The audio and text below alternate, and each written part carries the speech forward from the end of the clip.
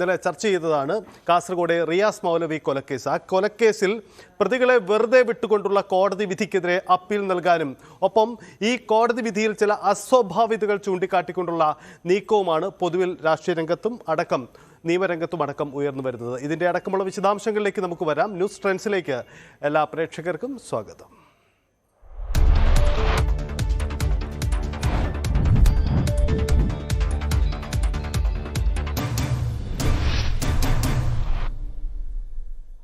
നമ്മൾ തുടക്കത്തിൽ സൂചിപ്പിച്ചതാണ് ഇന്നലെ പുറത്തു വന്ന റിയാസ് മൗലവി കൊലക്കേസ്. ഈ കൊലക്കേസിൽ സംഭവം നടന്ന് 3 ദിവസത്തിനുള്ളിൽ അറസ്റ്റിലായതാണ് പ്രതികൾ. പക്ഷേ ഈ പ്രതികളെ 7 വർഷത്തിന് ശേഷം ഈ കോടതി കേസിൽ വിധി പറയുമ്പോൾ അവരെ വെറുതെ വിട്ടു എന്നു മാത്രമല്ല, പ്രോസിക്യൂഷനെതിരെ ഗുരുതരമായ ആരോപണങ്ങളായിരുന്നു ഇന്നലെ കോടതി ഉന്നയിച്ചത്.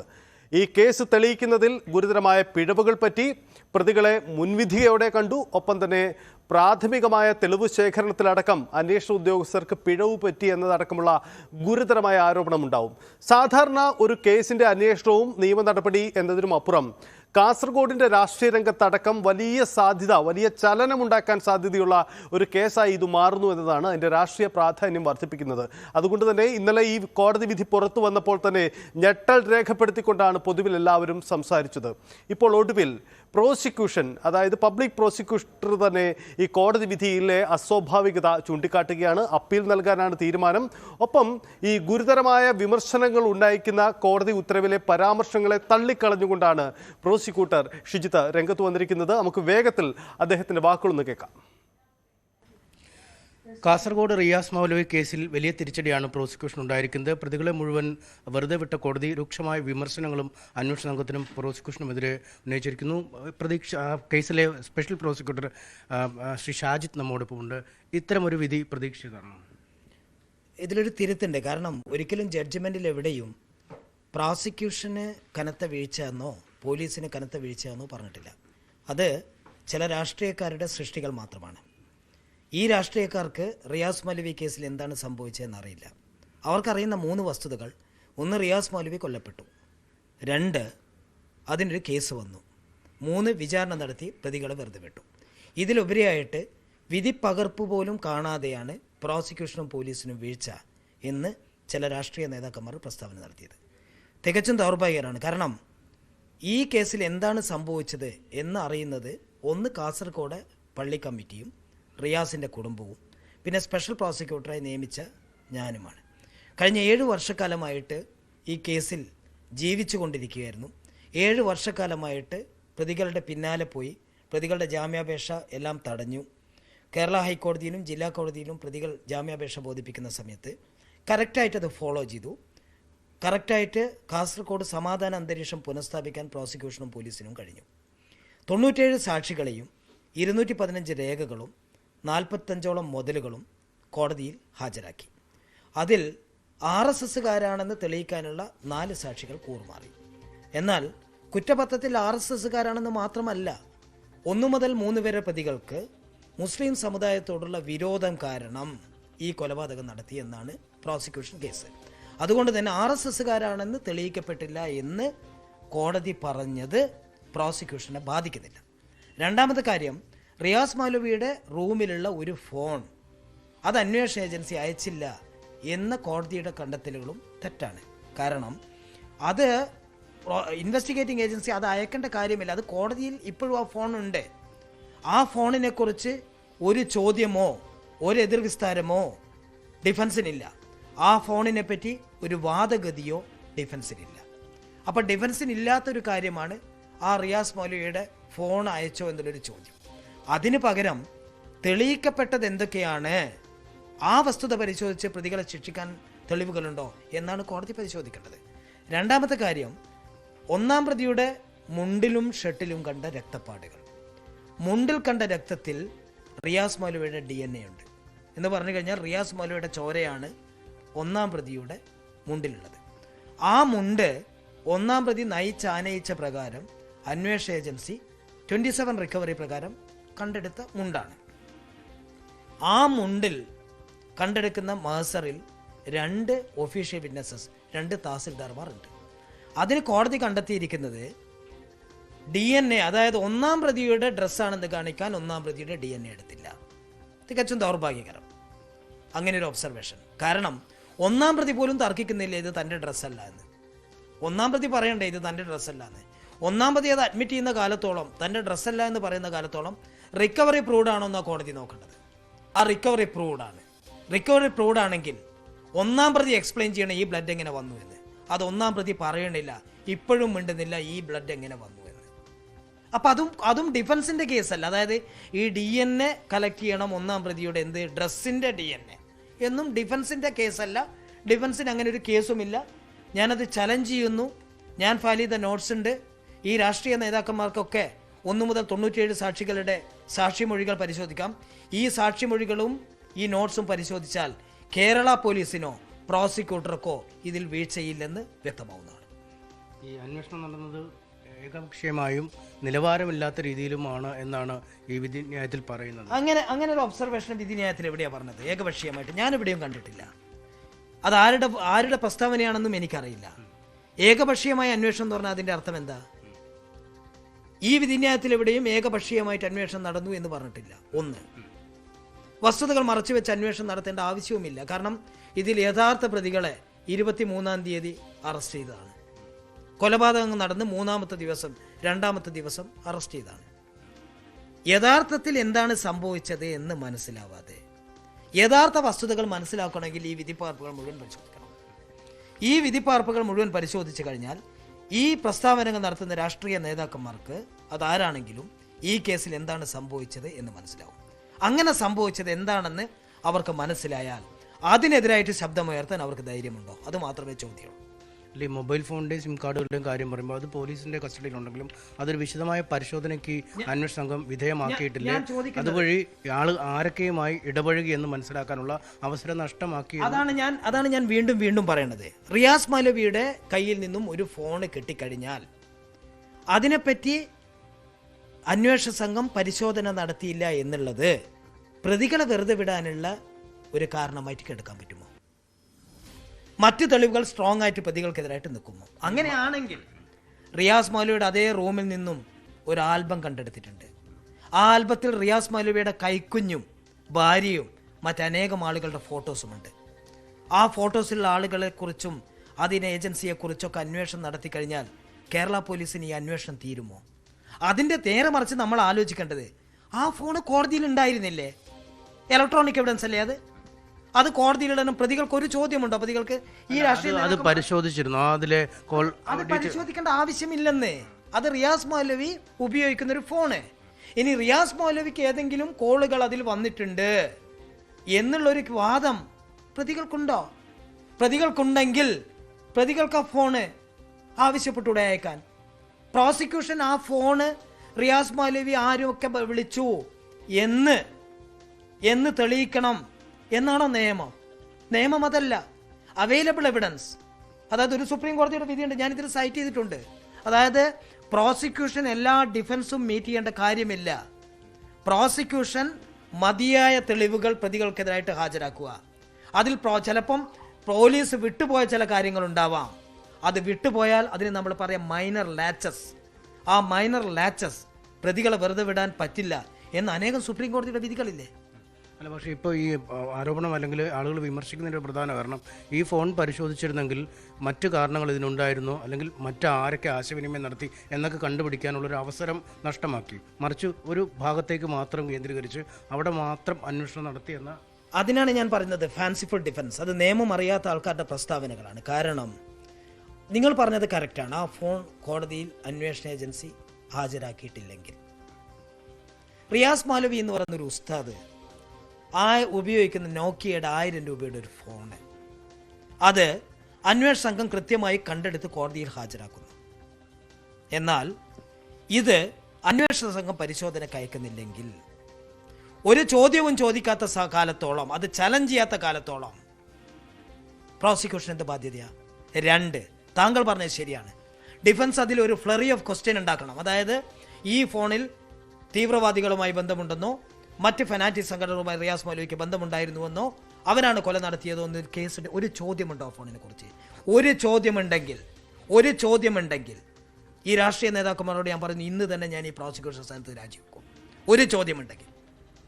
ഈ RSS ബന്ധം എന്നുള്ളത് ഈ RSS ബന്ധം തന്നെയാണോ ഇങ്ങനൊരു കൊലയിലേക്ക് നയിച്ചതെന്നാണോ നിങ്ങളുടെ നിഗമനം? അതായത് ഈ ഇദ്ദേഹത്തോടുള്ള വൈരാഗ്യം അല്ലെങ്കിൽ മറ്റ് മുസ്ലിം സമുദായത്തോടുള്ള വൈരാഗ്യം ആ ഒരു കാരണം കൊണ്ട് തന്നെയാണ് എന്നാണോ, അതോ മറ്റെന്തെങ്കിലും? അത് മാത്രമാണ് എന്നുള്ള രാഷ്ട്രീയ പാർട്ടിക്കാരുടെ വ്യാഖ്യാനമാണ്. നിങ്ങൾക്ക് കുറ്റപത്രം കുറ്റപത്രം എൻ്റെ കയ്യിലുണ്ട്. ഈ കുറ്റപത്രത്തിൽ നിങ്ങൾക്ക് കാണാം, കുറ്റപത്രം തന്നെ കോടതി ഫ്രെയിം ചെയ്തിരിക്കുന്നത് പ്രതികൾക്ക് ഹിന്ദു കമ്മ്യൂണിറ്റിയിലായതുകൊണ്ടും മുസ്ലിങ്ങളോടുള്ള വ്യക്തിവൈരാഗ്യം കൊണ്ടും അതിൻ്റെ കൂടെ RSS ആയതുകൊണ്ടും എന്നാണ്. അതിൽ RSS ആണെന്ന് കാണിക്കാൻ 4 സാക്ഷികളെ പ്രോസിക്യൂഷൻ വിസ്തരിച്ചു, 4 കൂറുമാറി. അതുകൊണ്ട് ഹിന്ദുക്കളാണെന്ന് തെളിയിച്ചാലും ഇവരാണ് അവിടെ പോയതാണെന്നും തെളിയിച്ചാൽ പോരെ? RSSകാരെ ആണെന്ന് തെളിയിക്കാൻ കഴിയാത്തത് കൊണ്ട് ഒരു കേസ് വെറുതെ വിടേണ്ട ഒരു സാഹചര്യത്തിലേക്ക് എത്തുമോ? അതും ഇത്രയും ഒരു സെൻസേഷണൽ ക്രൂവൽ ബ്രൂട്ടൽ മർഡർ. RSSകാരാണെന്ന് തെളിയിച്ചില്ലെങ്കിലും ഹിന്ദുക്കളാണെന്നും മുസ്ലിങ്ങളോടുള്ള വിരോധവും തെളിയിച്ചിട്ടുണ്ട്. ഹിന്ദുക്കൾക്കെല്ലാം മുസ്ലിങ്ങളോട് വിരോധം ഉണ്ടാവണമെന്നില്ല. അങ്ങനെയില്ലല്ലോ, എല്ലാ ഹിന്ദുക്കളെ പറ്റി പറയണില്ലല്ലോ. 1 മുതൽ 3 വരെ പ്രതികൾക്കുള്ള വിരോധത്തിന് കാരണവും പറയുന്നുണ്ടല്ലോ. ഇനി അതൊക്കെ പോട്ടെ, 1 മുതൽ 3 വരെ പ്രതികൾക്ക് വിരോധമില്ല, RSSകാരാണെന്നും തെളിയിച്ചില്ല, മോട്ടീവും തെളിയിച്ചില്ല, ഒക്കെ പോട്ടെ. ഞാൻ ഒന്ന് ചോദിക്കട്ടെ, 1-ാം പ്രതിയുടെ ശരീരത്തിൽ എങ്ങനെ ഉസ്താദിന്റെ ചോരയെത്തി? 1-ാം പ്രതി എടുത്തു കൊടുത്ത കത്തിയിൽ എങ്ങനെ ഉസ്താദിന്റെ DNA യും ചോരയും എത്തി? ഇതിനുത്തരം പറയേണ്ടത് ആരാ? 1-ാം പ്രതി. ഇതിനുത്തരം 1-ാം പ്രതി പറയാത്ത കാലത്തോളം 1-ാം പ്രതി കുറ്റക്കാരനാണെന്ന് ഏത് കോടതിയും വിധിക്കണം, ഏത് കോടതിയും. ഇനിയിപ്പോൾ എന്താണ് ഈ അടുത്ത നടപടിക്രമങ്ങൾ? എന്തായാലും ഈ വിധിയിൽ നിങ്ങൾക്ക് തീരെ തൃപ്തിയില്ല എന്നുള്ളത് പ്രകടമായി കഴിഞ്ഞിരിക്കുന്നു. അപ്പീൽ. കാരണം ഒരു കോടതി മാത്രമല്ല ഇന്ത്യ രാജ്യത്ത്. ജുഡീഷ്യറിയിൽ വിശ്വാസമുണ്ട്, ഏതെങ്കിലും കോടതികളിൽ നിന്ന് നീതി കിട്ടും. കാരണം ഇപ്പോൾ ഇവരുടെ രാഷ്ട്രീയ പാർട്ടിക്കാർക്ക് പ്രശ്നം. ഇവിടെ റിയാസ് മൗലവിയുടെ കുടുംബാംഗങ്ങൾക്കോ കാസർഗോഡ് പള്ളി കമ്മിറ്റിക്കോ പോലീസിനെതിരോ പ്രോസിക്യൂട്ടർക്കെതിരായിട്ടോ പരാതിയില്ല. ഇവിടെ പരാതി ആർക്കാ? രാഷ്ട്രീയ പാർട്ടിക്കാർക്ക്. അതവർ രാഷ്ട്രീയ അജണ്ടയായിട്ട് എടുക്കുമ്പം അവർ സൊസൈറ്റിക്ക് ഒരു ബാഡ് മെസ്സേജാണ് കൊടുക്കുന്നത്. അതുകൂടി അവർ ഓർക്കണം. ഈ വിധിയെ നോക്കുമ്പോൾ ഒരു തരത്തിലും തൃപ്തിയില്ല, അല്ലെങ്കിൽ തരത്തിലും ന്യായീകരിക്കാം. ഞാൻ നിങ്ങളോട് പറഞ്ഞല്ലോ, അതായത് ഇതിലും വ്യക്തമായ ഭാഷയിൽ എനിക്ക് പറയാൻ പറ്റില്ല. ഒരു കേസിൽ ഉള്ള തെളിവുകൾ പരിശോധിക്കുന്നതിന് പകരം ഡിഫൻസിന് പോലും ഇല്ലാത്ത മേഖലകളിലേക്ക് കയറി അത്തരം കാര്യങ്ങൾ ചെയ്തില്ല, ഇത്തരം കാര്യങ്ങൾ ചെയ്തില്ല എന്ന് പറയുന്നത് എന്തിനു വേണ്ടി എന്ന് പരിശോധിക്കണം. തീർച്ചയായും അത് തന്നെയാണ് അദ്ദേഹത്തിൻ്റെ ആവശ്യം. പൂർണ്ണമായും നീതി ലഭിച്ചില്ല ഈ കേസിൽ എന്ന് തന്നെയാണ് വിലയിരുത്താൻ കഴിയുക. അതുകൊണ്ട് മേൽക്കോടതികളിൽ അപ്പീലുമായി പോകും. വിധി അനുകൂലമാവും, അല്ലെങ്കിൽ റിയാസ് മൗലവിക്ക് നീതി ലഭിക്കും എന്ന് തന്നെയാണ് അദ്ദേഹത്തിൻ്റെ പ്രതീക്ഷ. യെസ്, MS അനീഷ് കുമാറാണ് ഈ പബ്ലിക് പ്രോസിക്യൂട്ടറുമായി സംസാരിച്ചത്. അനീഷ് കുമാർ തന്നെ നമുക്കൊപ്പം ചേരുന്നുണ്ട്.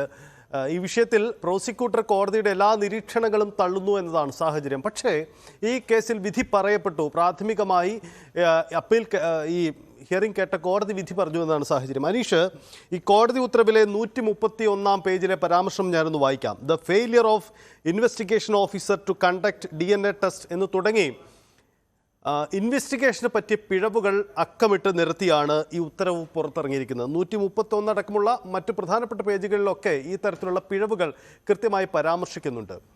ഇവിടെ ഈ പബ്ലിക് പ്രോസിക്യൂട്ടർ പറഞ്ഞതുപോലെ ആ തരത്തിലുള്ള നിരീക്ഷണങ്ങൾ, അതായത് പോലീസിൻ്റെയോ അല്ലെങ്കിൽ പ്രോസിക്യൂഷൻ്റെയോ ഭാഗത്ത് വീഴ്ച ഉണ്ടായി എന്ന തരത്തിൽ പറയുന്നില്ല എന്ന് പറയുന്നുണ്ടെങ്കിൽ കൂടിയും കൃത്യമാണ് ഈ ഉത്തരവിൽ അത്തരം പരാമർശമുണ്ടോ എന്ന കാര്യം. ഒപ്പം ചില അസ്വാഭാവികതകൾ അതിൽ അദ്ദേഹം ചൂണ്ടിക്കാണിക്കുകയും ചെയ്യുന്നുണ്ട്. എന്താണ് ഈ വിഷയത്തിൽ പ്രോസിക്യൂട്ടർ പറയാൻ ശ്രമിക്കുന്നത്? ഇതിൽ ഒരു കോടതി ഉത്തരവിനെ പ്രോസിക്യൂട്ടർ അപ്പാടെ തള്ളിക്കളയുന്നു എന്ന ഒരു അസാധാരണ സാഹചര്യം കൂടി ഇതിൻ്റെ അകത്ത് ഉണ്ടാവുന്നുണ്ട്, അല്ലേ അനീഷ്?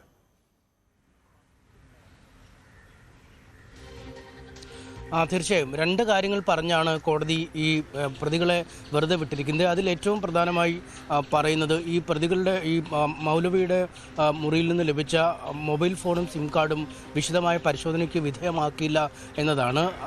അതിന് കൃത്യമായ വിശദീകരണം സ്പെഷ്യൽ പ്രോസിക്യൂട്ടർ നൽകുന്നു. കാരണം ആ കേസുമായി ബന്ധപ്പെട്ട് പ്രതികളെ കിട്ടിയിരിക്കുന്നു. പ്രതികളുടെ പ്രചോദനം, എന്തിനാണ് ഈ കൊലപാതകം ചെയ്തതെന്ന് മനസ്സിലാക്കിയിരിക്കുന്നു. ഒപ്പം ഈ മൗലവിയുടെ ശരീരത്തെ രക്തക്കറയും ഒന്നാം പ്രതിയുടെ ശരീരത്തിലെ രക്തക്രയും DNA പരിശോധനയിൽ കൂടി തെളിയിക്കപ്പെട്ടിരിക്കുന്നു. ഈ കൊലപാതകത്തിന് ഉപയോഗിച്ച ആയുധവും കണ്ടെത്തിയിരിക്കുന്നു. അതുകൊണ്ട് കൃത്യമായി ഒരു പ്രതിയിലേക്ക് നീങ്ങുമ്പോൾ കേവലം 1000 രൂപ വില മതിക്കുന്ന മൗലവിയുടെ ഫോൺ വിശദമായ ശാസ്ത്രീയ പരിശോധനയ്ക്ക് വിധേയമാക്കേണ്ടതില്ല. അതൊരു ഫീച്ചർ ഫോണുമാണ്. അതുകൊണ്ട് അത് വളരെ കാര്യമായ വിശദമായ പരിശോധനയ്ക്ക് വിധേയമാക്കേണ്ടതില്ല എന്നാണ് പ്രോസിക്യൂട്ടർ പറയുന്നത്. ഒപ്പം ഈ ഫോണിനെ കുറിച്ചുള്ള ഒരു പരാമർശങ്ങളും കേസിൻ്റെ ഒരു ഘട്ടത്തിലും നടന്നിട്ടില്ല. പ്രത്യേകിച്ചും പ്രതിഭാഗം ഈ ഫോൺ എന്തുകൊണ്ട് പരിശോധിച്ചില്ല, ഈ ഫോണിനകത്ത് ഈ കോൾ രജിസ്റ്ററുമായി ബന്ധപ്പെട്ട വിശദാംശങ്ങൾ അല്ലെങ്കിൽ ആരൊക്കെയുമായി മൗലവി ആശയവിനിമയം നടത്തി എന്നത് സംബന്ധിച്ച വിശദാംശങ്ങളൊന്നും ആ കേസിൽ പ്രസക്തമല്ലാതായി നിൽക്കുമ്പോൾ പ്രതിഭാഗം പോലും ഒരു പ്രതിരോധമായി ഉയർത്തിക്കാട്ടാത്ത സാഹചര്യത്തിൽ എന്തുകൊണ്ട് കോടതി ആ വിഷയത്തിൽ ഊന്നി ഈ വിധി പ്രസ്താവം നടത്തിയെന്ന ചോദ്യമാണ് പ്രോസിക്യൂട്ടർ ചോദിക്കുന്നത്. കാരണം ആ ഫോൺ ഇപ്പോഴും കോടതിയുടെ കസ്റ്റഡിയിൽ തന്നെ ഇരിക്കുന്ന ഒരു വസ്തുവാണ്. അതുകൊണ്ട് അതിൽ ഊന്നി വാദമുഖങ്ങൾ നടത്തുക അല്ലെങ്കിൽ പ്രതികളെ വെറുതെ വിടുന്നത് ഉചിതമായില്ല എന്ന് പറയുന്നു. മറ്റൊന്നും ഈ RSS പ്രവർത്തകരാണ് ഈ കൃത്യം ചെയ്തതെന്നാണ് പ്രോസിക്യൂഷൻ ആരോപിച്ചത്. 4 സാക്ഷികളെ ഇതുമായി അനീഷ ഒന്ന് തുടരുക. ശ്രീ EP ജയരാജൻ ഇപ്പോൾ നമുക്കൊപ്പം ടെലിഫോൺ ലൈനിൽ ചേരുന്നുണ്ട്. ശ്രീ P ജയരാജൻ, ഈ റിയാസ് മൗലവി കൊലക്കേസിൽ ഇന്നലെ വന്നിരിക്കുന്ന കോടതി വിധി പൊതുസമൂഹത്തിന് പെട്ടെന്ന് അങ്ങ് ഉൾക്കൊള്ളാൻ കഴിയാത്ത ചില സാഹചര്യങ്ങൾ അതിലുണ്ട്. മാത്രമല്ല ഈ പ്രോസിക്യൂഷനെ അന്വേഷണ ഉദ്യോഗസ്ഥനെ രൂക്ഷമായി ഉത്തരവിൽ വിമർശിക്കുകയും ചെയ്യുന്നുണ്ട്. താങ്കൾ ഈ കോടതി ഉത്തരവിനെ എങ്ങനെയാണ് കാണുന്നത്? യഥാർത്ഥത്തിൽ കോടതി അതിന്റെ അതിർവരമ്പുകൾ ലംഘിക്കപ്പെട്ടതായിട്ടാണ് എനിക്ക് തോന്നുന്നത്. നമ്മൾ ഒരുപാട് വിധികളും പ്രസ്താവനകളും ഒക്കെ കേട്ടിട്ടുണ്ട്. പക്ഷെ ഈ തരത്തിൽ ഒരു വിധി പ്രഖ്യാപിച്ചതിന് ശേഷം അതിന്റെ വിശദീകരണം പത്രക്കാരിൽ പ്രസിദ്ധീകരിച്ചതായി കാണുന്നുണ്ട്. ആ കേസ് സംബന്ധിച്ച് വല്ലാത്തൊരു ഉത്കണ്ഠയും ഭയവുമാണ് ഈ കാസർഗോഡ് പ്രദേശങ്ങളിലെല്ലാം ജനങ്ങളിൽ ഉണ്ടായിട്ടുള്ളത്. അതുകൊണ്ടത് വളരെ ദൗർഭാഗ്യകരമായ ഒരു സംഭവമായിട്ടാണ് കാണുന്നത്. ആ കേസിന്റെ കാര്യങ്ങൾ ആകെ നിരീക്ഷിക്കുന്ന ഒരാൾ അവർക്ക് കൂടുതൽ സംശയങ്ങൾ ബലപ്പെടാനിടയാകും. അതുകൊണ്ട് തന്നെ ആ കേസ് അപ്പീൽ കൊടുക്കേണ്ടതുണ്ട്, അപ്പീൽ കൊടുക്കണം, അതിന്റെ നടപടികൾ പ്രൊസീഡ് ചെയ്യേണ്ടതായിട്ടുണ്ട്. ആ കേസിൽ ഇതുവരെയുള്ള കാര്യങ്ങൾ നോക്കിയാൽ അവർക്ക് സുപ്രീം കോടതി വരെ പോയിട്ട് പോലും ജാമ്യം ലഭ്യമായിട്ടില്ല. സുപ്രീം കോടതിയുടെ ഒരു നിരീക്ഷണത്തിൽ ഉണ്ടായിട്ടുള്ള കേസാണത്. അപ്പോൾ അത്തരത്തിലുള്ള ഒരു കേസ് എങ്ങനെയാണ് ഇങ്ങനെ വന്ന് ഭവിച്ചത് എന്നുള്ളത് ജനങ്ങളിൽ സംശയം ഉളവാക്കുന്നതാണ്. അതുകൊണ്ട് നമ്മുടെ നീതിന്യായ വ്യവസ്ഥയാണ് ഇപ്പോൾ ജനങ്ങൾക്കുള്ളൊരു പ്രതീക്ഷ. ആ നീതിന്യായ വ്യവസ്ഥയിലുള്ള പ്രതീക്ഷ ഒരിക്കലും മങ്ങലേൽക്കരുത്. അതുകൊണ്ട് ഉന്നത കോടതിയിൽ നീതിക്ക് വേണ്ടിയിട്ടുള്ള, സത്യം ചെയ്യിക്കാൻ വേണ്ടിയിട്ടുള്ള പോരാട്ടം ഉണ്ടാകേണ്ടതാണ്. ഗവൺമെന്റ് അപ്പീൽ കൊടുക്കണം എന്നുള്ളതാണ് എൻ്റെ അഭിപ്രായം. ഞാനത് ഇന്നലെ തന്നെ എൻ്റെ അഭിപ്രായങ്ങൾ എന്നോട് മാധ്യമങ്ങൾ ചോദിച്ചപ്പോൾ ഞാനത് എൻ്റെ ഫേസ്ബുക്കിൽ പോസ്റ്റ് ചെയ്തിട്ടുണ്ട്.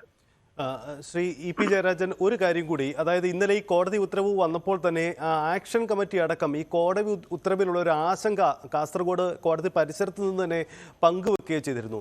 ഇതൊരു തെരഞ്ഞെടുപ്പിന്റെ പശ്ചാത്തലമാണ്. അപ്പോൾ പൊതുവിൽ വലിയൊരു ആശങ്ക പടർത്തുന്ന ഒരു കോടതി വിധിയായി ഇത് മാറുന്നു, അങ്ങനെ തോന്നുന്നുണ്ടോ? അല്ല, തെരഞ്ഞെടുപ്പിൻ്റെതല്ല.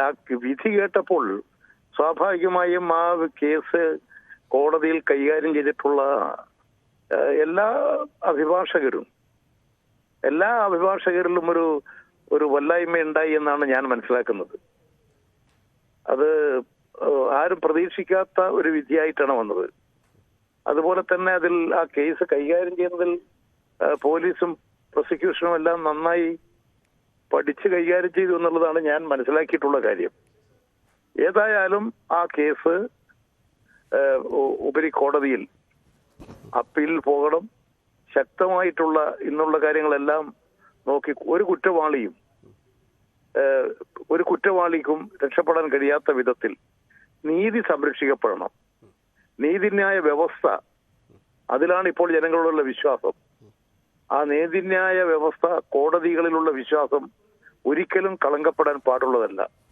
അതുകൊണ്ട് അത് ഉറപ്പുവരുത്താൻ ആവശ്യമായ നടപടികൾ തന്നെ സ്വീകരിക്കേണ്ടതുണ്ട്. ഒരു കാര്യം കൂടി, ഈ സംഭവത്തിൽ പ്രോസിക്യൂഷന് അന്വേഷണ സംവിധാനങ്ങൾക്ക് പിഴവ് പറ്റിയെന്ന് ഈ ഉത്തരവിൽ കൃത്യമായി പരാമർശിക്കുന്നുണ്ട്. എന്തുകൊണ്ട് DNA പരിശോധന നടത്തില്ല, എന്തുകൊണ്ട് ഫോൺ പരിശോധിച്ചില്ല തുടങ്ങിയ ചോദ്യങ്ങളൊക്കെ ഉന്നയിക്കുന്നുണ്ട്. അപ്പോൾ ഈ കേസ് ഫ്രെയിം ചെയ്ത് അവതരിപ്പിക്കുന്നതിൽ പ്രോസിക്യൂഷനും അന്വേഷണ ഉദ്യോഗസ്ഥർക്കും വീഴ്ച പറ്റി എന്ന കാര്യം കൂടി പരിശോധിക്കട്ടെ. അതല്ല, കോടതിയുടെ ആ പ്രഖ്യാപനങ്ങൾ, കോടതി തന്നെ പറഞ്ഞിട്ടുള്ള ഈ കാര്യങ്ങൾ നോക്കുമ്പോഴാണ് കൂടുതൽ സംശയങ്ങൾ ഉണ്ടാകുന്നത്. സാധാരണഗതിയിൽ കോടതിയുടെ വിചാരണ നടക്കുന്ന അവസരങ്ങളിലുള്ള പ്രശ്നമല്ലത്. വിധി വന്നതിന് ശേഷം എന്തുകൊണ്ട് വിട്ടയക്കപ്പെട്ടു എന്നുള്ളത് സ്ഥാപിക്കാൻ വേണ്ടിയിട്ടുള്ള ഒരു ജഡ്ജ്മെന്റാണ് പിന്നീട് വന്നതായി കാണുന്നത്. യഥാർത്ഥത്തിൽ അങ്ങനെ ഒരു നിലയിലേക്ക് കോടതി പോയത് തന്നെ പലപ്പോഴും ഈ ആളുകൾക്ക് സംശയം ഉളവാക്കും. കോടതിയിലാണ് ജനങ്ങൾക്ക് എന്നുള്ള വിശ്വാസം. ആ വിശ്വാസം നമുക്ക് കാത്തു സൂക്ഷിക്കണം. കോടതിയിലാണ് ജനങ്ങൾ ഇപ്പോൾ ഒരു പ്രതീക്ഷ അർപ്പിക്കുന്നത്. അതുകൊണ്ട് അത്തരത്തിലുള്ളൊരു സാഹചര്യമാണ് ഇന്ന് ഇന്ത്യയിൽ ഉള്ളത് എന്നുള്ള നില കൂടി പ്രാധാന്യമേറുന്നുണ്ട്. ഇത് തെരഞ്ഞെടുപ്പല്ല, ഇത് നീതിന്യായ വ്യവസ്ഥ കുറ്റവാളികൾക്കെതിരെ ശക്തമായ നിലപാട് സ്വീകരിക്കേണ്ടത്, സത്യം തെളിയിക്കപ്പെടേണ്ടത്, അതാണ് ഇന്നത്തെ കോടതിയിൽ ഉണ്ടാകേണ്ട കാര്യം. തെരഞ്ഞെടുപ്പെല്ലാം രണ്ടാമത്തെ കാര്യമാണ്. ഇതിൽ തെരഞ്ഞെടുപ്പും അതിന്റെ വോട്ടിംഗ് ഒന്നും ഇതിൽ പ്രതിഫലിക്കുന്നതല്ല. ഇത് ഒരു പ്രത്യക്ഷത്തിൽ എല്ലാവരും ഉത്കണ്ഠപ്പെടുന്നതാണ്. ഈ വിധി വന്നപ്പോൾ തന്നെ അവിടെ കോടതിയിലെല്ലാം ഉണ്ടായിട്ടുള്ള അഭിഭാഷകരെല്ലാം ഇത്തരമൊരു പ്രതികരണം, ഒരു ഉത്കണ്ഠയുടെ പ്രതികരണം ഉണ്ടായി എന്നാണ് മാധ്യമക്കാരും പുറത്തു വന്നിട്ടുള്ളവരെല്ലാം പറഞ്ഞു കേട്ടിട്ടുള്ളത്. ഒരു കാര്യം കൂടി, ഈ നമുക്കറിയാം കാസർഗോഡിൻ്റെ ഒരു രാഷ്ട്രീയ പശ്ചാത്തലവും സാഹചര്യവും അറിയാം. അതിനപ്പുറം ഈ കേസിന് ഒരു പ്രത്യേക സ്വഭാവമുണ്ട്. ഒന്ന്, കൊല ചെയ്യപ്പെട്ട വ്യക്തി അദ്ദേഹം ഒരു മതപ്രഭാഷകനായിരുന്നു. അതേസമയം കൊല ചെയ്തു എന്ന് ആരോപിക്കപ്പെട്ട വ്യക്തി, അവർക്കും ചില രാഷ്ട്രീയ സ്വഭാവമുണ്ടായിരുന്നു. ഈ രണ്ട് സാഹചര്യങ്ങളിലും ഉള്ള ഒരു കേസിൽ ഒരു വിധി വരുമ്പോൾ, അപ്പോൾ കാസർഗോഡിൻ്റെ രാഷ്ട്രീയ സാമൂഹ്യ പശ്ചാത്തലത്തിൽ അത് കൂടുതൽ ഗൗരവമായി ചർച്ച ചെയ്യപ്പെടേണ്ടതുണ്ട്. അങ്ങനെ തോന്നുന്നുണ്ടോ? അതല്ല, ഈ RSSകാരാണ് അത് തെളിയിക്കപ്പെട്ടില്ല എന്നൊക്കെയുള്ള സാധാരണഗതിയിൽ അതിലുള്ള ജഡ്ജ്മെന്റ് കാണുമ്പോൾ അത് ഒരു സ്വാഭാവിക നീതിക്ക് നിരക്കുന്നതല്ലാതായി തോന്നുന്നു. അതാണ് അതിലൊക്കെ വന്നുകൊണ്ടിരിക്കുന്നത്. ഓരോ വാക്കുകളും വളരെ വളരെ സാധാരണ ജഡ്ജിമാരുടെ വാക്കുകളൊക്കെ വളരെ ഗൗരവമുള്ളതും വളരെ ശ്രദ്ധാപൂർവമുള്ളതുമായിരിക്കും. പക്ഷെ ഇത് RSS ആണ്, തെളിയിച്ചില്ല എന്നൊക്കെ പറയുമ്പോഴത് ഒരു RSSകാരാണ് തെളിയിച്ചുകൊണ്ടാണോ ഒരു കേസിന്റെ വിധി വരേണ്ടത് എന്നൊക്കെ സംശയിക്കുന്നുണ്ട്. ഇത് ഒരു കൊലപാതകം നടന്നു, ആ കൊലപാതകം തെളിയിക്കപ്പെടണം. അതിന് സാക്ഷികളും വിസ്താരങ്ങളും അതിനുള്ള അനുബന്ധ തെളിവുകളുമാണ് കോടതിയുടെ മുമ്പാകെ വരിക. അത് ആ തരത്തിലൊരു നിരീക്ഷണമല്ല വന്നു കാണുന്നത്. യെസ്, എന്തായാലും വളരെ നന്ദി ശ്രീ EP ജയരാജൻ ഞങ്ങളോട് പ്രതികരിച്ചതിന്. അഡ്വക്കേറ്റ് ഷുക്കൂർ കൂടി നമുക്കൊപ്പം ചേരുന്നുണ്ട്. ശ്രീ ഷുക്കൂർ, താങ്കൾ ഇന്നലെ ഈ കോടതി വിധി വന്നതിന് ശേഷം താങ്കൾ മാധ്യമങ്ങളോട് പ്രതികരിച്ചത് ഞങ്ങളെല്ലാവരും കേട്ടതാണ്. അതിലൊരു അസ്വാഭാവികത, ആശങ്ക ഒക്കെ താങ്കൾ പങ്കുവച്ചിരുന്നു. അതിനുശേഷം കോടതിയുടെ വിധിപ്പകർപ്പ് പുറത്തു വരുന്നു. വിധിപ്പകർപ്പിലെ ചില പരാമർശങ്ങൾ അതിലിപ്പോൾ പബ്ലിക് പ്രോസിക്യൂട്ടറും കടുത്ത വിയോജിപ്പ് രേഖപ്പെടുത്തുകയും ചെയ്യുന്നുണ്ട്. വിധിപ്പകർപ്പ് താങ്കൾ കണ്ടിരുന്നു, അതിലെ പരാമർശങ്ങളോടുള്ള താങ്കളുടെ പ്രതികരണം എന്താണ്? എനിക്ക് വലിയ പരിമിതിയുണ്ട്. ഞാൻ അഡ്വക്കേറ്റ്സ് ആക്ട് പ്രകാരം എൻറോൾ ചെയ്തൊരു ലോയറാണ്. അദ്ദേഹത്തിന്റെ കോടതിയിൽ സ്ഥിരമായി പോകുന്ന ഒരു അഭിഭാഷകനാണ്. അപ്പൊ അതുകൊണ്ട് തന്നെ ആ വിധിന്യായത്തിലെ വിശദമായൊരു വിശകലനത്തിന് എനിക്ക് പ്രയാസമുണ്ട്. അത് അഡ്വക്കേറ്റ്സ് ആക്ടും എത്തിക്സിനൊക്കെ വലിയ കാർക്കശ്യം ഉള്ളത് കൊണ്ട് ഒരു പരിധിക്കപ്പുറത്ത് പറയാൻ കഴിയില്ല. എങ്കിലും ആ വിധിന്യായം അദ്ദേഹത്തിന്റെ മുന്നിൽ പ്രോസിക്യൂട്ടറും പോലീസും ഹാജരാക്കിയ രേഖകൾ വിശകലനം ചെയ്യുന്നതിൽ അദ്ദേഹത്തിന് വീഴ്ച പറ്റിയിട്ടുണ്ടെന്നാണ് എനിക്ക് പറയാനുള്ളത്. ഒരു നീതിപൂർവമായ വിശകലനം അദ്ദേഹത്തിന്റെ ഭാഗത്ത് ഉണ്ടായിട്ടില്ല. അങ്ങനെ ഒരു വിശകലനം ഉണ്ടായിട്ടുണ്ടെങ്കിൽ തീർച്ചയായും ആ കേസിലെ പ്രതികൾ ശിക്ഷിക്കപ്പെടും. ആ സംഭവം കഴിഞ്ഞ ഉടനെ പോലീസ് വിശദമായി പരിശോധിച്ചതിന്റെ അടിസ്ഥാനത്തിലാണ് ടവർ ലൊക്കേഷനിൽ ഈ 3 പേര് ആ സ്ഥലത്ത് ഉണ്ട് എന്ന് മനസ്സിലാക്കുന്നത്. അങ്ങനെയാണ് അന്വേഷണം അവരിലേക്ക് നീളുന്നത്. അത് വളരെ വാലിഡ് ആയ ഒരു എവിഡൻസ് ആണ്. അത് പൂർണ്ണമായും നിരാകരിച്ചുകൊണ്ടാണ് ബഹുമാനപ്പെട്ട ജഡ്ജി ഉത്തരവ് പുറപ്പെടുവിച്ചിട്ടുള്ളത്. അതുകൊണ്ട് തന്നെ പ്രോസിക്യൂട്ടർ പറഞ്ഞതിനോട് ഞാൻ അടിവരയിടുന്നു. അദ്ദേഹം എന്നേക്കാൾ നന്നായിട്ട് ആ കാര്യങ്ങൾ പറയാൻ അർഹതയുള്ള ആളാണ്. അതുകൊണ്ട് തന്നെ ആ കാര്യത്തിൽ അദ്ദേഹത്തിന് ഞാൻ പൂർണ്ണമായി യോജിക്കുന്നു. അതിനപ്പുറത്ത് ജഡ്ജിമെന്റ് വിശദമായി നമ്മൾ അപ്പീൽ ഫയൽ ചെയ്യാൻ ഉദ്ദേശിക്കുന്നുണ്ട്. അപ്പീൽ കോടതിയിൽ വിശദമായി അതിന്റെ വിശകലനം പറയും. പക്ഷെ കോടതി മുമ്പാകെ ഹാജരാക്കിയ തെളിവുകളും സാക്ഷിമൊഴികളും ശാസ്ത്രീയ തെളിവുകളും വിശകലനം ചെയ്യുന്നതിൽ ബഹുമാനപ്പെട്ട കോടതിക്ക് വീഴ്ച പറ്റിയിട്ടുള്ളതാണ് എനിക്ക് പറയാനുള്ളത്. എനിക്കറിയാം, ഊഹിക്കാൻ കഴിയും. താങ്കൾ അഭിഭാഷകനായതുകൊണ്ട് തന്നെ കോടതി ഉത്തരവിനെ പരാമർശിക്കുന്നതിൽ താങ്കൾക്ക് ചില ലിമിറ്റേഷൻ ഉണ്ടാവും. പക്ഷേ ഒരു കാര്യം, കാസർഗോഡ് ഈ കേസ് ഉണ്ടാവുമ്പോൾ അതിന് ചില രാഷ്ട്രീയ സ്വഭാവമുണ്ട്. ഒന്ന്, അത് കൊല ചെയ്യപ്പെട്ട വ്യക്തി, അദ്ദേഹം ഒരു മതപ്രഭാഷകനാണ്, കുറ്റം ചെയ്തു, കൊല നടത്തിയെന്ന് ആരോപിക്കപ്പെട്ട വ്യക്തികൾക്ക് ചില രാഷ്ട്രീയ സ്വഭാവമുണ്ടായിരുന്നു. ഇങ്ങനെയുള്ള പശ്ചാത്തലത്തിൽ, പ്രത്യേകിച്ച് ഒരു തെരഞ്ഞെടുപ്പിൻ്റെ പശ്ചാത്തലത്തിൽ കൂടിയാണ് നമ്മൾ നിൽക്കുന്നത്. അതിനിടയിൽ കോടതി വിധി വരുമ്പോൾ ഈ കോടതി വിധി സംബന്ധിച്ച് ഉണ്ടാവുന്ന ആശങ്കകൾ തെരഞ്ഞെടുപ്പിലും കാസർഗോഡിൻ്റെ പൊതു രാഷ്ട്രീയത്തിലുമൊക്കെ പ്രതിഫലിക്കാനുള്ള സാധ്യത കൂടി ഇല്ലേ? ഞാനേ ഒരു കാര്യം പറയാം. 2018ന്റെയും 2017ന്റെ ഇടയിൽ കാസർഗോഡ് പോലീസ് സ്റ്റേഷന്റെ പരിധിയിൽ മാത്രം 6 മുസ്ലിങ്ങൾ കൊല്ലപ്പെട്ടിട്ടുണ്ട്. 2008ന്റെയും 2017 2 മിനിറ്റ് സമയം വേണം, ഞാൻ അതൊന്ന് പറഞ്ഞിട്ട് പോവാം. 14/4/2008 മുഹമ്മദ് സിനാൻ എന്ന് പറയുന്ന ആൾ കൊല്ലപ്പെടുന്നു. 18/4/2008 മുഹമ്മദ് എന്ന് പറയുന്ന 56 വയസ്സുള്ള പ്രായമുള്ള ആൾ കൊല്ലപ്പെടുന്നത്. 10/1/2011 റിഷാദ് എന്ന് പറയുന്ന ചെറുപ്പക്കാരൻ, അയാൾക്ക് 24 വയസ്സാണ്. 7/7/2013 സാബിത്ത്, അദ്ദേഹത്തിന് 19 വയസ്സാണ്. പിന്നെയാണ് 22/12/2014 സെയിൻ ലാബിൽ എന്ന് പറയുന്ന ആൾ കൊല്ലപ്പെടുന്നു. ഈ 5 കൊലപാതകങ്ങളിലും അതിൽ ഒരു കേസ് മാത്രമാണ് ട്രയലിന് ബാക്കി 4 കൊലപാതകങ്ങളിൽ വിചാരണ കഴിഞ്ഞ് പ്രതികൾ വെറുതെ വിട്ടുകയാണ് കാസർഗോഡ് കോടതി. ഈ 5ാമത്തെ കേസ് ട്രയൽ നടക്കാൻ ബാക്കിയുണ്ട്. മുസ്ലിം ലീഗ് ഓഫീസിന്റെ താഴെ ജോലി ചെയ്യുന്ന ആളാണ് കൊല്ലപ്പെടുന്നത്. നമ്മൾ മനസ്സിലാക്കേണ്ടത് കാസർഗോഡിന്റെ പശ്ചാത്തലത്തിൽ ഈ ഞാൻ നേരത്തെ 2008ന്റെയും 2013ന്റെ ഇടയിൽ 2011 മുതൽ, അതായത് 3, 4, 5 റിഷാദും സാബിത്തും സൈൻ ലാബിലും കൊല്ലപ്പെടുന്ന സംസ്ഥാനം ഭരിക്കുന്നത് UDF ആണ്. മുസ്ലിം ലീഗ് പങ്കാളിത്തമുള്ള നെല്ലിക്കുന്നിന്റെ പിന്തുണയുള്ള ഗവൺമെന്റാണ്, നെല്ലിക്കുന്നിന്റെ. ആ 3 കേസിലെ പ്രതികളും അതായത് റിമാൻഡ് കാലാവധി 90 ദിവസത്തിന്റെ അകത്ത് പുറത്തിറങ്ങിയവരാണ്. ഈ ഒരൊറ്റ കേസിലാണ് ഗവൺമെന്റ് ജാഗ്രത കൊണ്ട് മാത്രമാണ് ഈ കേസ് തടവ് വിചാരണ വന്നതും 7 വർഷവും 7 ദിവസവും ജയിലിൽ കിടന്നതും. അല്ല, കേൾക്കുന്നുണ്ടോ പറയുന്നത്? കേൾക്കുന്നുണ്ട്, ഞാൻ കേൾക്കുന്നുണ്ട്. അത് ഈ 2011ന്റെയും 2014 ഇടയിൽ 3 മുസ്ലിം ചെറുപ്പക്കാർ ഇതേ പ്രദേശത്ത് കൊല്ലപ്പെടുന്നുണ്ട്. ആ പ്രതികളെല്ലാം റിമാൻഡ് ഡേറ്റ് 90 ദിവസവും 100 ദിവസം കഴിയുമ്പോൾ പുറത്തേക്ക് പോവുകയാണ് വളരെ കൂളായിട്ട്. ആ സമയത്ത് സംസ്ഥാനം ഭരിക്കുന്നത് മുസ്ലിം ലീഗാണ്. ബഹുമാനപ്പെട്ട നെല്ലി കാസർഗോഡ് MLA പിന്തുണയുള്ള ഗവൺമെന്റാണ്. ആ പ്രതികളൊന്നും ഇത്രയും കാലം ജയിലിൽ കിടന്നിട്ടില്ല. ആ പ്രതികളെല്ലാം ഈ 10, 20, 60 ദിവസം ജയിലിൽ കിടന്നിട്ട് അവർ കൂടായി ഇറങ്ങിപ്പോകുന്ന സാഹചര്യം ഉണ്ടായി. ഈ കേസിൽ മാത്രം LDF ഗവൺമെന്റ് 2017 അധികാരത്തിൽ വന്ന് ബഹുമാനപ്പെട്ട മുഖ്യമന്ത്രിയെ ഞാനടക്കമുള്ളവർ കാസർഗോഡ് പോയി കണ്ട് ആ കേസിന്റെ ഗൗരവം ബോധ്യപ്പെടുത്തി നിവേദനം നൽകി. ആ നിവേദന അടിസ്ഥാനത്തിൽ മുഖ്യമന്ത്രിയുടെ നേരിട്ടുള്ള ഇടപെടൽ നടന്നു. ആ CPMന്റെ നേതാക്കളുണ്ട്. അതിന്റെ ഭാഗമായിട്ടാണ് കഴിഞ്ഞ 7 വർഷം മുതൽ ജയിലിൽ കിടന്നത്. ഈ വിധിന്യായം ബഹുമാനപ്പെട്ട സ്പെഷ്യൽ പ്രോസിക്യൂട്ടർ പറഞ്ഞതുപോലെ വിധിന്യായം എഴുതാനുള്ള അധികാരം പ്രോസിക്യൂട്ടർക്കോ പോലീസിനോ നമ്മുടെ നിയമം അനുവദിക്കാത്തത് കൊണ്ട് മാത്രമാണ് നമുക്കത് ചെയ്യാൻ കഴിയാത്തത്. ആ കേസിൽ ശിക്ഷിക്കാൻ ആവശ്യമായ എല്ലാ രേഖകളും, സാക്ഷിമൊഴി, ഒരൊറ്റ സാക്ഷിമൊഴി, മെറ്റീരിയൽ വിറ്റ്നസ് എന്ന് പറയും ലീഗൽ ടേമിൽ, ഒരൊറ്റ മെറ്റീരിയൽ വിറ്റ്നസ് പോലും ഹോസ്റ്റേജ് ആയിട്ടില്ല, കൂറുമാറിയിട്ടില്ല. ഒരു രേഖ പോലും ചാലഞ്ചിലാവാത്ത രീതിയിൽ ഉണ്ടായിരുന്നില്ല. ആ പ്രതി നയിച്ചിട്ടാണ് അദ്ദേഹത്തിന്റെ വീട്ടിൽ നിന്ന് വസ്ത്രങ്ങൾ കണ്ടെടുക്കുന്നത്. ആ വസ്ത്രത്തിലാണ് രക്തത്തിന്റെ പാടുണ്ടായിരുന്നത്. ആ വസ്ത്രം അയാളുടെ നിന്ന് എല്ലാവരും ഡിഫൻസിലെ ഒരു സജഷൻ പോലും ഉണ്ടായിരുന്നില്ല. അപ്പൊ ബഹുമാനപ്പെട്ട കോടതിക്ക് മുമ്പാകെ വന്ന തെളിവുകൾ പരിശോധിക്കുന്നതിൽ വന്ന വീഴ്ചയാണ്, അദ്ദേഹത്തിന്റെ വന്ന വീഴ്ച കൊണ്ടാണ് പ്രതികളെ വെറുതെ വിട്ടത്. ഈ പ്രോസിക്യൂഷനും പോലീസും ശക്തമായി ഇടപെടൽ ഈ കേസിൽ നടത്തി എന്നത് പൊതുവിൽ അതങ്ങനെ അംഗീകരിക്കപ്പെടുന്നുണ്ട്. ചില മാധ്യമങ്ങൾ അടക്കം അത് കൃത്യമായി പരാമർശിക്കുകയും ചെയ്യുന്നുണ്ട്. ഞാൻ പറഞ്ഞോളാം, ഈ കേസിന്റെ അന്വേഷണം നടത്തിയ ആള് SP ഡോക്ടർ അദ്ദേഹത്തിന്റെ പേര് ശ്രീനിവാസനാണ്. ഡോക്ടർ ശ്രീനിവാസൻ എന്ന് പറയുന്ന ആള് ഏറ്റവും ഇന്റലിജന്റ് ആയ IPS ഓഫീസറാണ്. അദ്ദേഹം ഫിസിഷ്യനാണ്, ബേസിക്കലി MBBS ഡോക്ടറാണ്. അദ്ദേഹം UDFന്റെ ഭരണകാലത്ത് നെല്ലിക്കുന്ന MLA ബഹുമാനപ്പെട്ട കുഞ്ഞാലിക്കുട്ടി സാഹിബ് മന്ത്രിയായുള്ള കാലത്ത് കാസർഗോഡ് SP ആയിരുന്നു. കാസർഗോഡിന്റെ പൾസറിയുന്ന ആളാണ്. അദ്ദേഹമാണ് സ്പെഷ്യൽ ഇൻവെസ്റ്റിഗേഷൻ ടീം.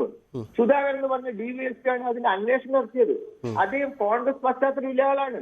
ഇതിൽ ഈ രണ്ട് ഉദ്യോഗസ്ഥന്മാര് അവർ ലീഡർഷിപ്പ് RSSുമായി ഒത്തുകളിച്ചതാണോ ബാക്കിയുള്ളവർ പറയുന്നത്? വിചിത്രമായ വാദമാണ്. അഡ്വക്കേറ്റ് അശോകൻ കേരളത്തിൽ അറിയപ്പെടുന്ന സീനിയർ ക്രിമിനൽ ലോയറാണ്. അദ്ദേഹമാണ് പ്രോസിക്യൂട്ടറെ. അദ്ദേഹം വേണമെന്ന് ആവശ്യപ്പെടുന്ന ആക്ഷൻ കമ്മിറ്റിയും മരിച്ച റിയാസ് മൗലവിയുടെ ഭാര്യയുടെ അപേക്ഷയുടെ പുറത്താണ് മുഖ്യമന്ത്രി ഓർഡർ ആക്കുന്നത്. മുഖ്യമന്ത്രിയോ ഗവൺമെന്റ് തെരഞ്ഞെടുത്ത പ്രോസിക്യൂട്ടർ അല്ല. ആ പ്രോസിക്യൂട്ടർ ഗവൺമെന്റ് 90 ദിവസം മുമ്പ് തന്നെ ഫയൽ പരിശോധിച്ചിട്ട് ആ അനുവാദത്തോടു കൂടിയാണ് കുറ്റപത്രം സമർപ്പിക്കുന്നത്. 154 പ്രകാരം സാങ്ഷൻ 85ാമത്തെ ദിവസം ഗവൺമെന്റ് വാങ്ങിക്കൊടുക്കുന്നുണ്ട്. ആ കേസിൽ ഒരു സർക്കാരിന് സാധ്യമായ എല്ലാ സംഗതികളും ഗവൺമെന്റ് ചെയ്തിട്ടുണ്ട്. ആ ഇപ്പൊ അശോക് സാർ കഴിഞ്ഞ മെയ് 1 മരിക്കുന്നു. അദ്ദേഹത്തിന് ജൂനിയർ ഷാജിദിനെ വെക്കണം എന്ന് പറഞ്ഞിട്ട് ഇതേ സാദിഖ് മൗലവിയുടെ റിയാസ് മൗലവിയുടെ വൈഫ് അപേക്ഷ കൊടുക്കുന്നു. ഒരു മാസത്തിന് 1.5 മാസത്തിന് ഗവൺമെന്റ് ഓർഡറായി കൊടുക്കുന്നു. ആ ഷാജിദ് എന്ന് പറയുന്ന ആള് CPM-കാരനോ BJP-കാരനോ അല്ല. അദ്ദേഹത്തിന്റെ പൊളിറ്റിക്കൽ ബാക്ക്ഗ്രൗണ്ട് അദ്ദേഹം സംസാരിച്ചാൽ വിചാരിക്കുന്നത്. അദ്ദേഹത്തിന്റെ പൊളിറ്റിക്കൽ ബാക്ക്ഗ്രൗണ്ട് അദ്ദേഹം കോൺഗ്രസ്സുകാരനാണ്. കോൺഗ്രസ് പശ്ചാത്തലത്തിൽ വരുന്ന അദ്ദേഹം BJP-യെ ഒത്തുവെച്ചതാണോ പറയുന്നത്? ഇത് അഭിഭാഷകരുടെ ഇൻഡിക്കേറ്റീവ് ബാധിക്കുന്ന വിഷയമാണ്. അശോക് സാറിനെ പോലെ ഷാഹിദിനെ പോലെ ആത്മാർത്ഥമായി കേസ് നടത്തുന്ന വക്കീലന്മാര് ഈ പ്രതികളുമായി ഒത്തുകളിച്ചതിൽ ആരോപണം ഉന്നയിക്കുന്നവരിൽ ആ പോലീസ് ഓഫീസർമാരുടെയും അഭിഭാഷകരുടെയും ഇൻഡിക്കേറ്റ് ചെയ്തുകൊണ്ടിരുന്നത് അപകടകരമായ സംഗതിയാണ്. അങ്ങനെ വക്കീലന്മാർക്കെതിരെ വ്യാജമായ ആരോപണം ഉന്നയിക്കാൻ പാടില്ല. നിങ്ങൾക്ക് രാഷ്ട്രീയ ആരോപണം ഉന്നയിക്കാം. അത് അഭിഭാഷകരെയും പോലീസ് ഓഫീസർമാരുടെയും ഇന്റഗ്രിറ്റിയും കമ്മിറ്റ്മെന്റിനെയും ചോദ്യം ചെയ്യുന്നുണ്ടാക്കുന്ന അപകടകരമായ സംഗതിയാണ്. ഒരു കാര്യം കൂടി അഡ്വക്കേറ്റ് ഷുക്കൂർ, ഈ വിചാരണ കോടതി പ്രതികളെ വെറുതെ വിട്ട ഒരു കേസിൽ അപ്പീലിന് പോയാൽ ഇനി എത്ര കണ്ട് നിയമസാധ്യതയുണ്ട് ഈ കേസിൽ?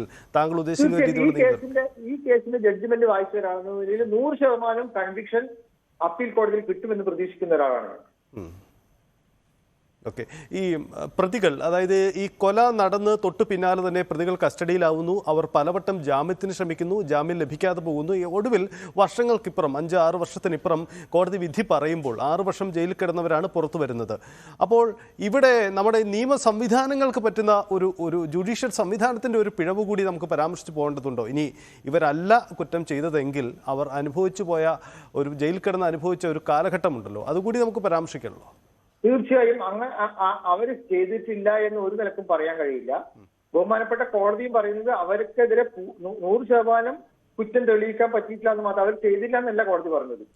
അവർക്കെതിരെയുള്ള കുറ്റകൃത്യം 100% സ്ഥാപിക്കാൻ പറ്റിയില്ല. മറ്റ് അന്വേഷണങ്ങൾ, അതായത് റിയാസ് മൗലവിന്റെ സിം കാർഡ് പരിശോധിച്ചില്ല, അദ്ദേഹത്തിന്റെ ഡ്രസ്സ് പരിശോധിച്ചില്ല, അദ്ദേഹം ലുങ്കിയാണ് എടുത്തത്, ലുങ്കി ശരീരത്തിന്റെ മേൽഭാഗത്ത് കുത്തുകൊണ്ടാൽ ലുങ്കിയിൽ കുത്തുകൊള്ളൂല, പള്ളിയിൽ വന്ന് സിമന്റ് ഇട്ട് ഉറപ്പിച്ച ടൈല് പൊട്ടിയില്ല, ഇതൊക്കെയാണ് ബഹുമാനപ്പെട്ട ജഡ്ജിന്റെ നിലപാട്.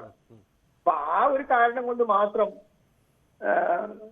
അവര് കുറ്റക്കാരല്ല എന്ന് നമുക്ക് പറയാൻ കഴിയില്ല. അതുകൊണ്ട് തന്നെ ആ ജുഡീഷ്യൽ കസ്റ്റഡി കാലം, റിമാൻഡ് കാലം യാതൊരു നിയമപരമായി യാതൊരു തെറ്റുമില്ല. അത് അറിയിക്കുന്നത് തന്നെയാണ്. വളരെ നന്ദി അഡ്വക്കേറ്റ് സി ഷുക്കൂർ ഈ വിഷയത്തിൽ പ്രതികരിച്ചത്. എന്തായാലും വളരെ രാഷ്ട്രീയ പ്രാധാന്യമുള്ള ഒരു കേസ് കൂടിയായി ഇത് മാറുന്നു എന്നതാണ് അതിൻ്റെ പശ്ചാത്തലം. KV ബൈജു കാസർഗോഡ് നിന്ന് ചേരുന്നു. ബൈജു, ഇന്നലെ ഈ കോടതിയിൽ നിന്നുള്ള ഈ വിധി വാർത്ത റിപ്പോർട്ട് ചെയ്യുമ്പോൾ തന്നെ അതിൻ്റെ ചില അസ്വാഭാവികതകളും ആശങ്കകളും പൊതുവിൽ അവിടെ ഉയരുന്ന സാഹചര്യങ്ങൾ റിപ്പോർട്ട് ചെയ്തതാണ്. ബൈജു, ഇതൊരു തെരഞ്ഞെടുപ്പിൻ്റെ പശ്ചാത്തലത്തിലാണ്. മാത്രമല്ല കൊല ചെയ്യപ്പെട്ട ഈ കേസിൻ്റെ പശ്ചാത്തലം ഒരു മതനേതാവ് പ്രതികളായവർക്കും രാഷ്ട്രീയ സ്വഭാവമുണ്ട്. ഇത് രാഷ്ട്രീയ രംഗത്തടക്കം കാസർഗോഡ് എങ്ങനെ പ്രതിഫലിക്കാനാണ് സാധ്യത? എന്താണ് അവിടുത്തെ ഇതിൻ്റെ തുടർ ചർച്ചകൾ നടക്കുന്നത്? എങ്ങനെയാണ് സജിത്തെ, ഈ കൊലപാതകം നടക്കുന്ന 2017 മാർച്ച് 20 മുതൽ ഈ കേസ് റിപ്പോർട്ട് ചെയ്യുന്ന ഒരാളെന്ന നിലയ്ക്ക് ഇത് നേരത്തെ സൂചിപ്പിച്ചതുപോലെ 7 ജഡ്ജിമാർ മാറുന്ന ഒരു സാഹചര്യം, വിധി പറയുന്നത് തന്നെ 3 തവണ മാറ്റിവെക്കുന്ന ഒരു സാഹചര്യം, ഇതെല്ലാം ഇതിലുണ്ട്. ഇതിൽ അഡ്വക്കേറ്റ് സി ഷുക്കൂർ ചൂണ്ടിക്കാട്ടിയ വളരെ പ്രധാനപ്പെട്ട ഒരു കാര്യമാണ്. ഇവരല്ല കൊലപാതകം നടത്തിയത് എന്ന് ഏതെങ്കിലും തരത്തിൽ കോടതിയുടെ ഒരു പരാമർശം പോലും ഇതിൽ വരുന്നില്ല. അങ്ങനെയാണെങ്കിൽ തന്നെ ഇത് പിന്നെ ആരാണ് ഈ കൊലപാതകം നടത്തിയെന്നൊരു ചോദ്യം ഉയരും. ഇതിൽ പ്രധാനമായും ഈ പ്രോസിക്യൂഷൻ ഈ വിധി പകർപ്പിൽ പറയുന്നത് അന്വേഷണം നടന്നത് നിലവാരമില്ലാത്തതും ഏകപക്ഷീയവുമായ രീതിയിൽ എന്നതാണ് അതിൽ ഒരു പ്രധാന പരാമർശം. മറ്റൊന്ന്, റിയാസ് മൗലവിയുടെ മുറിയിൽ നിന്നും കണ്ടെടുത്ത മൊബൈൽ ഫോണുകളും സിം കാർഡുകളും മെമ്മറി കാർഡും പരിശോധിച്ചില്ല എന്നാണ്. യഥാർത്ഥത്തിൽ ഈ അന്വേഷണ ഉദ്യോഗസ്ഥരുമായി ഇന്നലെ ഞാൻ സംസാരിക്കുന്നവർക്കുണ്ടായിരുന്നു. ഇതിൽ അത്തരത്തിലുള്ള പരിശോധനകളൊക്കെ നടന്നിട്ടുണ്ടെന്നാണ് അദ്ദേഹം പറഞ്ഞത്. അത് മാത്രമല്ല, ഈ സാമഗ്രികൾ പരിശോധിച്ച വിശദാംശങ്ങൾ എടുക്കുന്നതിൽ അന്വേഷണ സംഘം പരാജയപ്പെട്ടു. ഇത് സംശയം ജനിപ്പിക്കുന്നതെന്നാണ് കോടതി പറഞ്ഞത്. പിന്നീട് വളരെ പ്രധാനപ്പെട്ട ഒരു കാര്യം പറഞ്ഞത്, മരണത്തിന് മുൻപ് റിയാസ് മൗലവി ആരൊക്കെയായി ഇടപഴകി എന്ന് കണ്ടുപിടിക്കാനുള്ള അവസരം അന്വേഷണ സംഘം നഷ്ടപ്പെടുത്തി. ഒപ്പം പ്രതികൾക്ക് മുസ്ലിം സമുദായത്തോടുള്ള വെറുപ്പാണ് കൊലപാതകത്തിന് പിന്നിലെന്നായിരുന്നു പ്രോസിക്യൂഷൻ ആരോപണം. ഇത് തെളിയിക്കുന്നതിൽ പ്രോസിക്യൂഷൻ പൂർണ്ണമായും പരാജയപ്പെട്ടു. ബൈജു ഒന്ന് തുടരുക. ശ്രീ എ.കെ.എം. അഷ്റഫ് ലീഗ് നേതാവ് കൂടിയാണ്, അദ്ദേഹം നമുക്കൊപ്പം ചേരുന്നുണ്ട്. ശ്രീ എ.കെ.എം. അഷ്റഫ്, ഈ കോടതി വിധിയെ താങ്കൾ എങ്ങനെ കാണുന്നു? ഇതിൽ പ്രോസിക്യൂഷന്റെ പിഴവെന്നടക്കമുള്ള ചില പരാമർശങ്ങൾ കോടതി ഉത്തരവിലുണ്ട്. എന്താണ് ഈ കോടതി വിധിക്ക് ശേഷമുള്ള സാഹചര്യം, താങ്കൾ എങ്ങനെ കാണുന്നു? തീർച്ചയായും കാസർഗോഡ് ജില്ലയെ സംബന്ധിച്ചിടത്തോളം റിയാസ് മൗലവിയുടെ കൊലപാതകം മാത്രമല്ല, ഒരുപാട് ഏകപക്ഷീയമായി ന്യൂനപക്ഷ സമുദായത്തിലെ ചെറുപ്പക്കാരെ മൃഗീയമായി സംഘപരിവാർ കൊന്ന കഥകൾ കാസർഗോഡിന്റെ ഓർമ്മകളിൽ ഇപ്പോഴും നിലനിൽക്കുന്നുണ്ട്. 2017 ഒരു മാർച്ച് മാസം 20-ാം തീയതി റിയാസ് മൗലവിയെ, അദ്ദേഹം കേരളീയനല്ല, കൊടക് എന്ന് പറയുന്ന ഒരു പ്രദേശത്ത്, ദരിദ്ര പ്രദേശത്ത് നിന്ന് കുടുംബം പോറ്റാൻ വേണ്ടി വന്ന ഒരു മനുഷ്യനെ കൊന്ന ഈ കിരാതമന്മാർക്ക് തീർച്ചയായും കാസർഗോഡ് ജുഡീഷ്യറി നൽകിയ വിധി ഏറെ നിരാശപ്പെടുത്തുന്ന ഒരു വിധിയാണ്. പ്രോസിക്യൂഷന്റെ കാര്യം പറയുമ്പോൾ നമുക്കറിയാം, കൃത്യമായിട്ടറിയാം, 2017 ഞങ്ങൾ കൃത്യമായി ആവശ്യപ്പെട്ട ഒരു കാര്യമാണ് UAPA ചുമത്തി ഇവരെ UAPA ചുമത്തണമെന്ന് ആവശ്യപ്പെട്ട നിരന്തരമായി നമ്മൾ ഗവൺമെന്റിനോട് ആവശ്യപ്പെട്ടിരുന്നു, കോടതിയിൽ ആവശ്യപ്പെട്ടു. ഹൈക്കോടതി പറഞ്ഞത് വിചാരണ നടക്കുന്ന സമയത്ത് നമുക്കിതിൽ UAPA ചുമത്താം എന്നാണ് പറഞ്ഞിട്ടുള്ളത്. ഞങ്ങളൊരു കാര്യം കൃത്യമായി, ഈ വിധി ഇന്നലെ കാസർഗോഡിനെ സംബന്ധിച്ചിടത്തോളം ഇത് ഏതെങ്കിലും റിയാസ് മൗലവിയുടെ കൊലപാതകം നടന്നപ്പോൾ മുസ്ലിം സമുദായം മാത്രം ദുഃഖിതരല്ല. ഈ കേസിന്റെ തുടക്കം മുതൽ കാസർഗോട്ടെ എല്ലാ മതസ്ഥരും ഒരു ആരാധനാലയത്തിനകത്ത് ശാന്തമായി കിടന്നുറങ്ങുന്ന ഒരു മനുഷ്യനെ കൊന്നതിനെ എല്ലാവരും അപലപിച്ച ഒരു സംഭവമാണ്. അന്ന് അവരുടെ സംഘപരിവാരക്കാരുടെ ഏറ്റവും വലിയ ഉദ്ദേശം കാസർഗോഡ് ഒരു കലാപഭൂമിയാക്കി മാറ്റുക എന്നുള്ളതായിരുന്നു. ഏറ്റവും മനോഹരമായി ഒരു പള്ളിയിലെ ഉസ്താദിനെ കൊന്നിട്ട് പോലും ഒരു ജില്ലയെ ശാന്തതയിലേക്കും സമാധാനത്തിലേക്കും കലാപരഹിത ജില്ലയാക്കിയൊക്കെ മാറ്റത് കാസർഗോഡിന്റെ മറ്റൊരു ചരിത്രമാണ്. ഈ വിധി വന്ന പശ്ചാത്തലത്തിൽ തീർച്ചയായും മേൽക്കോടതിയിലേക്ക് പോകും. ഒരാളെയും വെറുതെ വിടില്ല. ഞങ്ങൾക്ക് മേൽക്കോടതിയോട് വിശ്വാസമുണ്ട്. എത്രമാത്രമെന്ന് ചോദിച്ചാൽ, 1-ാം പ്രതിയുടെ വസ്ത്രത്തിൽ റിയാസ് മൗലവിയുടെ രക്തക്കറ DNA പരിശോധനയിൽ സ്ഥിരീകരിച്ചിട്ട് പോലും ഇത്ര എല്ലാ വിധികളും അനുകൂലമായി ഒരു സാക്ഷി പോലും കൂറുമാറാത്തൊരു കേസിൽ ഇത്രയും ഒരു നിസ്സാര മനോഭാവത്തോടു കൂടി ഈ വിധി വന്നതിൽ വല്ലാത്ത സങ്കടം. ഇതിൽ പ്രോസിക്യൂഷനും അന്വേഷണ സംവിധാനങ്ങൾക്കും പിഴവ് പറ്റിയിട്ടുണ്ടോ, അങ്ങനെ കരുതുന്നുണ്ടോ? തീർച്ചയായും പ്രോസിക്യൂഷന് UAPA ചുമത്താമായിരുന്നു. അത് മാത്രമല്ല, ഇപ്പൊ തന്നെ ഞങ്ങളൊരു കാര്യം, ഗവൺമെന്റ് അപ്പീലിന് പോകണം. നിർബന്ധമായും ഗവൺമെന്റ് അപ്പീലിന് പോകുന്ന അറിയിച്ചിട്ടുണ്ട്. തീർച്ചയായും തുടക്കം മുതൽ ആവശ്യപ്പെട്ട ഒരു കാര്യമാണ്. UAPA ചുമത്തിയിരുന്നുവെങ്കിൽ ഈ കേസിൽ എന്തായാലും വിധി വരുമായിരുന്നു. നിങ്ങൾക്ക് അറിയാമല്ലോ, ഓരോ ഇന്ത്യയുടെ അവസ്ഥ എന്ന് പറയുന്നത്, പല ജഡ്ജിമാരും പല രീതിയിൽ വിധി പറയും.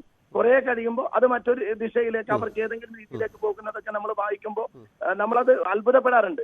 ഈ ഘട്ടത്തിൽ പറയുന്ന ഒരു കാര്യം, ഞങ്ങൾക്ക് എന്തായാലും നീതിപീഠത്തോട് നല്ല വിശ്വാസമുണ്ട്. മേൽക്കോടതിയെ സമീപിക്കും. ഇന്നലെ ആ വിധി വന്നപ്പോ നിങ്ങൾ എല്ലാവരും കണ്ടതാണ്, കേരളക്കാരി അല്ലാത്ത അദ്ദേഹത്തിന്റെ ഭാര്യ ലോകത്തിന്റെ മുമ്പിൽ ആ ചെറിയ കുഞ്ഞുങ്ങളുള്ള ഒരു ഉമ്മ നിലവിളിക്കുന്ന ഒരു ചിത്രം മാത്രം മതി നമ്മുടെയൊക്കെ കരളലിയിപ്പിക്കാൻ. നമ്മളെ സംബന്ധിച്ചിടത്തോളം ഏറെ കാസർകോട്ട് ഒരുപാട് കൊലക്കേസുകളിൽ പ്രതികളെ വെറുതെ വിട്ടിട്ടെങ്കിലും ഈ കേസിൽ എല്ലാ തെളിവുകളും ശേഖരിച്ച് പ്രോസിക്യൂഷന്റെ വീഴ്ചക്കിടയിലും നല്ല രീതിയിൽ സമർപ്പിച്ച റിപ്പോർട്ടാണ് ഇത്രയും നിസ്സാരമായി ലാഘവത്തോടു കൂടി ഒരു പ്രതികളെ വെറുതെ വിട്ടുകൊണ്ടുള്ള ഒരു വിധിയിലൂടെ വെളിവായിട്ടുള്ളത്. ശരി, എന്തായാലും വളരെ നന്ദി.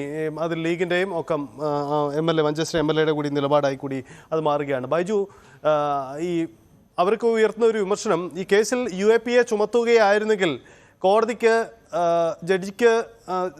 ജഡ്ജിയുടെ താല്പര്യമുണ്ടെങ്കിൽ കൂടിയും ഒരുപക്ഷെ കോടതി വിധി ഇങ്ങനെയൊന്നും ആവില്ലായിരുന്നു എന്നാണ് പറയുന്നത്.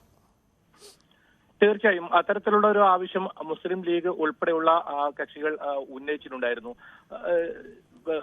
സഹിത ഇതിൽ പ്രധാനമായും രാവിലെ ഈ കോടതി പരിസരത്ത് എത്തിയ ആ പ്രതിഭാഗം അഭിഭാഷകർക്ക് പോലും ഈ 3 പ്രതികളെയും വെറുതെ വിടും എന്ന ഒരു ആത്മവിശ്വാസം ഉണ്ടായിരുന്നില്ല എന്നതാണ് വാസ്തവം. എന്തായാലും വലിയ ഉത്കണ്ഠ തന്നെയായിരുന്നു ഈ വിധി വന്നതിന് ശേഷം. EP ജയരാജൻ പ്രതികരിച്ചതുപോലെ വലിയ ഉത്കണ്ഠ തന്നെയായിരുന്നു കോടതി പരിസരത്ത്.